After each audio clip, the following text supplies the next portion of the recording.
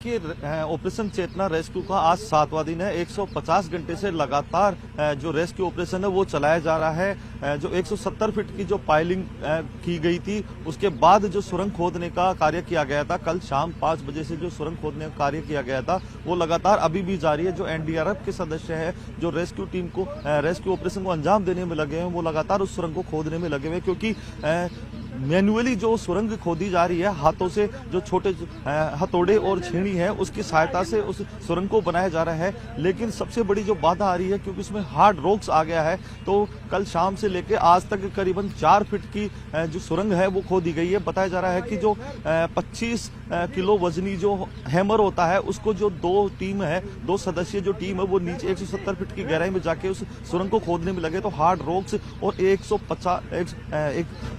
25 kilo वजनी जो hammer है उसको लेकर अगर सुरंग खोदा जाए, और वो भी नीचे के जो क्लाइमेट है काफी वहाँ गर्मी है, जगह का अभाव है, और ऊपर से हार्ड रॉक्स जब आ गई, क्योंकि छोटे हथौड़े से और हैमर से जब उसको खोदा जा रहा है तो कहीं ना कहीं जो देरी का कारण है तो वो हार्ड रॉक्स बन रहा है। तो संभावना ये जताई जा रही है, क्योंकि 8 फीट की जो सुरंग खोदी जानी है तो 4 फीट तो अब तक खुदाई हो चुकी है। तो इनकी कोशिश यही है कि आज शाम तक इस रेस्क्यू ऑपरेशन को अंजाम दिया जाए। बाकी जो 4 फीट बच रही है तो उम्मीद जताई जा रही है कि आगे वो हार्ड रॉक्स ना आए, बाधा ना बने। तो उनकी कोशिश लगातार यही है कि आज शाम तक इस रेस्क्यू ऑपरेशन को कंप्लीट कर दिया जाए और जो बोरवेल में मासूम चेतना फंसी हुई है उसको बाहर निकाल लिया जा सके। जितने एफर्ट्स एनडीआरएफ के सदस्यों द्वारा लगाया जा रहा है वो काबिले तारीफ है, क्योंकि लगातार वो इस सर्दी में, इस क्लाइमेट में 170 फीट की गहराई में नीचे उतरकर जहां जगह का अभाव है, सांस लेने में भी दिक्कत हो सकती है, स्वास्थ्य संबंधी अन्य जो समस्याएं हैं वो भी हो सकती है, उन सबको दरकिनार करते हुए वो अपने कार्य को जी जान से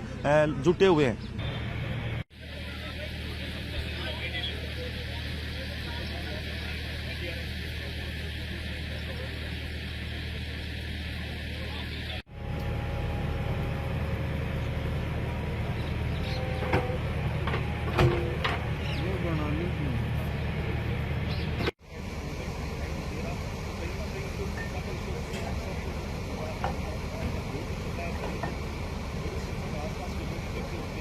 वो तो अभी भी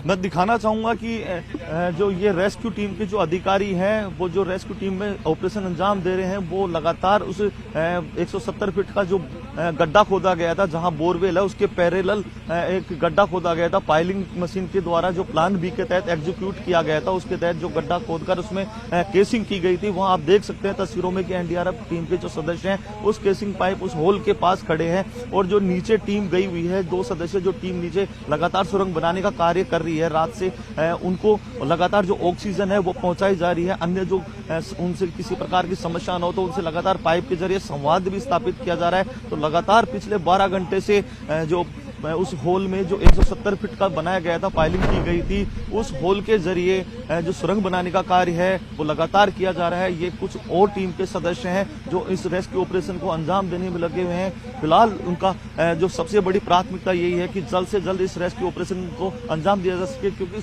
आज 7वां दिन है। तो कहा जा सकता है कि राजस्थान का सबसे बड़ा रेस्क्यू ऑपरेशन ये कोटपुतली के कीरतपुरा गांव में जो चल रहा है, ये राजस्थान का सबसे बड़ा रेस्क्यू ऑपरेशन बन चुका है, क्योंकि 150 घंटे से ज्यादा का समय बीत चुका है। अभी दिन चढ़ने वाला है, अभी और कितना समय लगेगा हालांकि इसके बारे में कहा नहीं जा सकता, लेकिन संभावना यही है कि आज शाम तक इसको पूर्ण कर लिया जाएगा। मेरे साथ जो एनडीआरएफ के कमांडो है, जो इस टीम के मेंबर हैं, उनसे हम जानने की कोशिश, क्योंकि वो नीचे जाके उन्होंने सुरंग बनाई थी, तो अभी ये बाहर निकले हैं, उनसे हम पूछेंगे किस प्रकार की चुनौतियों का आपको सामना करना पड़ रहा है। सर चुनौतियाँ कुछ नहीं है, जब जवान जब हौसला होता है तो बड़ी से बड़ी चुनौतियाँ और लोगों का सहयोग होता है तो बड़ी से बड़ी चुनौतियों से पार पा जाते हैं हम लोग।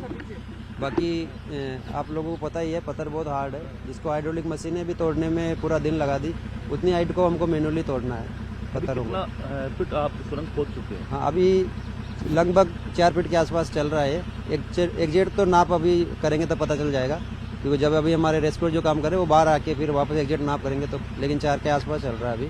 चेतावनी का सामना करना पड़ रहा है। चेतावनी अब शुरू में तो बारिश ने तंग कर दिया, शुरू में पूरा हमारा एक रात खराब कर दिया, बारिश की वजह से वो नहीं हो पाया। फिर पत्थर हार्ड आ गया, शुरू में मिट्टी था तो इजी हो गया, फिर पत्थर आ गया, पत्थर को तोड़ने में काफ़ी मशक्कत का सामना करना पड़ा। अब जो हम टनल बना रहे हैं तो जो वो एकदम जो इससे सीमेंट बनाया जाता है वो वाला पत्थर है, यानी जिसको हार्ड पत्थर बोलते हैं। अभी कितना फीट और खोदे जाना है? अभी तकरीबन 4 फीट के आसपास हमको और पहुंचना है, जिसमें कि हमारा अभी 1 सेकंड के लिए ऑपरेशन डिले नहीं हुआ और लगातार बड्डी वाइज काम कर रहे हैं। शुरू में 2 आदमी मिलके काम कर रहे थे, फिर जब जैसे आगे बढ़ते जा रहे तो जगह स्पेस कम होता जा रहा है, तो एक आदमी उसमें काम कर रहा है और वो भी थक जा रहा है तो तुरंत वहीं पे दूसरा बंदा खड़ा वो उसको बदली करता है। सर आपने 2 हैम्पर भी चलाई है? हाँ, सारे इक्विपमेंट हमारे सभी हमारे पास है, साधन जितने भी है, प्रशासन, डीएम सर, कलेक्टर सर, सारे हमारे सीनियर अधिकारी सब यहीं बैठे हैं रात दिन, और सभी लोग जो जरूरत पड़ती है सारे सामान उपलब्ध करा रहे हैं। लेकिन हालात ही ऐसे हैं कि उसका तो कुछ कर नहीं सकते। 170 फीट की गहराई में नीचे उतरकर रेस्क्यू ऑपरेशन को अंजाम देना, सुरंग खोदना एक काफी चुनौतीपूर्ण कार्य है। किन परेशानियों का आपको सामना करना पड़ता है? कैसी क्लाइमेट है नीचे? क्या सांस लेने में कोई दिक्कत होती है? नहीं, सांस वो सारी चीज़ें हमने पहले ही कर लिया क्लियर। हमने बाकी यहाँ मेडिकल वाले भी उपस्थित है, वो लोगों ने ऑक्सीजन सप्लाई कर रखा है और नेचुरल हवा देने के लिए बीच बीच में जब थोड़ा वहाँ पे डस्ट उड़ता है, क्योंकि पत्थर जब तोड़ते हैं तो डस्ट काफ़ी उड़ता है, तो उसको निकालने के लिए कंप्रेसर भी हमने साथ में रखा है, बीच बीच में डस्ट को बाहर निकालते हैं। तो जब ड्रिल करते हैं तो धुआं उड़ता है साथ में, दिखता भी नहीं, कई बार वो धुआं उड़ के जो हमारा आई प्रोटेक्टर होता है, ग्लास होता है, उसके ऊपर जम जाता है, बार बार उसको हटाना पड़ता है, कई बार आंख बंद करके भी ड्रिल करना पड़ता है। तो अब छोटे छोटे पत्थर उसमें जो उछलते हैं जो सीधे आंख में लगते हैं, कई बार हमको लगता है कि घुस तो नहीं गया, अगर थोड़ा भी मोटा आ गया तो पत्थर अगर उछल के आ गया तो आंख भी खराब हो सकती है, तो आंख में कई बार लगता है तो हमको लगता है कि लग तो नहीं गया, देखते हैं। तो चुनौतियाँ बहुत है।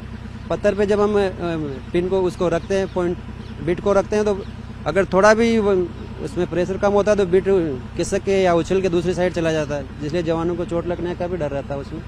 तो लेकिन जवान हौसला है और हौसले के साथ और आप लोगों की दुआओं के साथ सभी की सहयोग से हम लोग काम कर रहे हैं और जल्दी हम लोग इसको ऑपरेशन को ख़त्म कर रहे हैं। एक आखिरी सवाल है, आप लोग जैसे काम कर रहे हो तो कितना टाइम लग रहा है एक व्यक्ति को, कितना देरी तक वो काम कर पा रहा है नीचे? जैसे कि शुरू में तो जैसे मैं सबसे पहले मैं गया था तो जो डाया हमको बताया गया था, लेकिन मुझे लगा पत्थर हार्ड है तो उसको हमने डाया को डबल किया। मैंने डबल इसलिए किया कि ताकि अगले वाले बंदे को थोड़ा टाइम कम लगे और उसको स्पेस मिले करने के लिए। और फिर जैसे जैसे आगे गए तो मैं शुरू में 3 घंटे के आसपास मैं और मेरे बड्डी दोनों ने, रवि प्रकाश और जो दूसरा था उसने, हम लोगों ने अच्छा काम करके आए शुरू में। फिर बाकी धीरे धीरे जैसे कि आगे बढ़ते जा रहे तो कोई बड्डी 2 घंटा कैपेसिटी, टाइम से मतलब नहीं उसमें कैपेसिटी है कि अगर थकान हो रही तुरंत बाहर, दूसरा बड्डी तैयार बैठे सभी लोग पीछे। महावीर जी जैसे कि पानी आप अंदर हो तो कोई खाना पीने की जो है पानी की लगी तो उसके लिए क्या करते? पानी के लिए ऊपर सब बंदे तैयार है, वो अंदर से आवाज़ देता, कम्युनिकेशन है साथ में, तुरंत पानी वगैरह पहुंच जाता है। एक पानी का ही है, बाकी और कोई जरूरत नहीं पड़ता हमारे को। धन्यवाद।